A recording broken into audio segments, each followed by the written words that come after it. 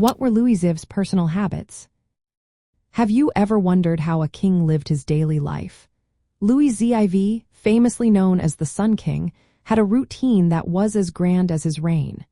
His personal habits were a mix of ceremony, work, and leisure, all reflecting his absolute power. Each day for Louis XIV began around 8 to 8:30 in the morning. His day started with the lever, a formal waking-up ceremony. Selected courtiers were invited to witness this event, where the king would wash, shave, and dress. This ritual was both a private moment and a public display of his royal status. Attendants and nobles helped him with his clothing and accessories. After this, he enjoyed a light breakfast, often consisting of chocolate or coffee. Once his morning rituals were complete, Louis XIV turned to state affairs. He held meetings with ministers, advisors, and officials to discuss important matters like governance, military issues, and diplomacy. This direct involvement in ruling was a key aspect of his daily habits, reinforcing his role as an absolute monarch. Lunch was another significant event, often lavish and sometimes private. He would dine with select nobles, including his brother Felipe. These meals reflected the luxury of the Palace of Versailles, where he lived. In the afternoons, Louis XIV enjoyed outdoor activities.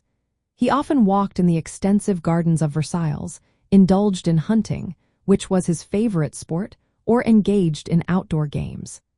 After sustaining an injury later in life, he preferred long walks and sometimes invited architects or gardeners to join him. By late afternoon, he would take a light snack and visit the royal chapel for personal mass or prayer. Early evenings were reserved for signing letters and studying important state documents, often in the company of Madame de Maintenon, a close companion and one of his secretaries of state. Dinner was another public occasion, typically held around 10 in the evening. The king would dine with the royal family and courtiers, followed by greeting the ladies of the court in the salon.